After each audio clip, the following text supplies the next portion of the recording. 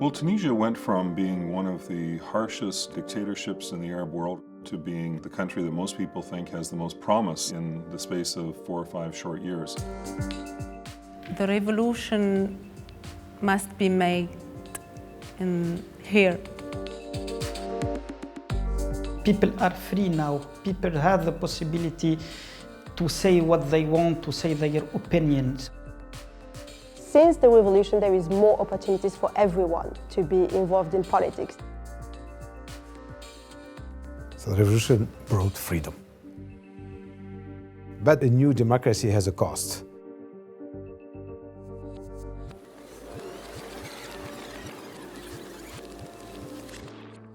Mohamed Bouazizi, frustrated with the way the country was run, set himself on fire, and so people hit the Tunisian streets.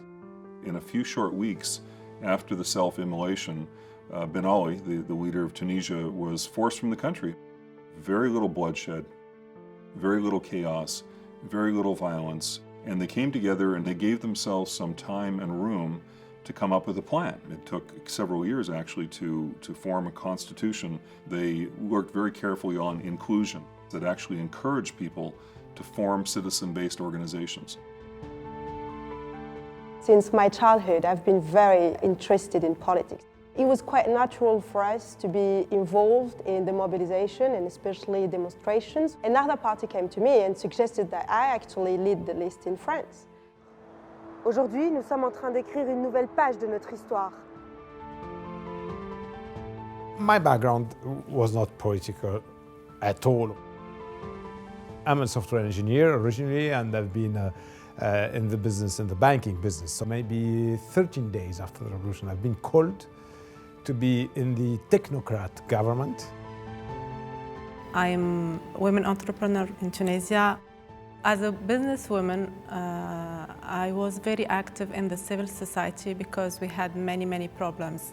For us, as a member of parliament, we have to make some reforms.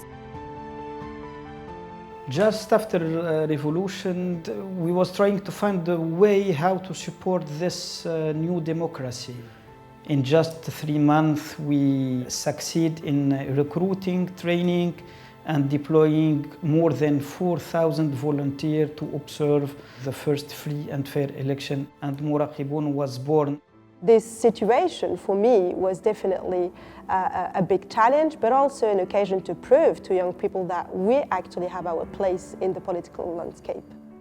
So pretty important year, the end of 2014, the first truly free, truly open, truly representative elections in Tunisia's modern history. And what Tunisia was remarkable for was what I didn't see.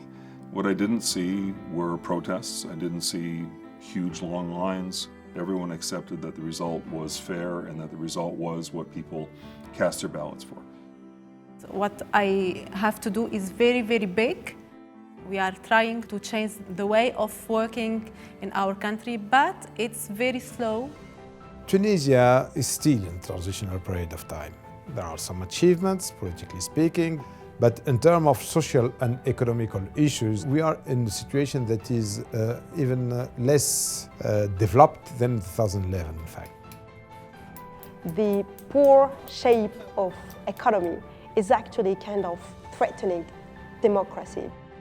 Tunisia is suffering from targeted attacks on the tourist industry. You have ISIS clearly recruiting among young Tunisians. So there are challenges to Tunisia's relative peace and stability.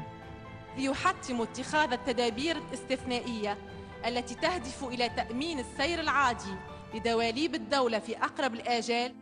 Everyone have a dream, and if he don't attain the dream, they be desperate. We need to tackle this disappointment, this feeling that there is no hope, and this is one of our duties as politicians.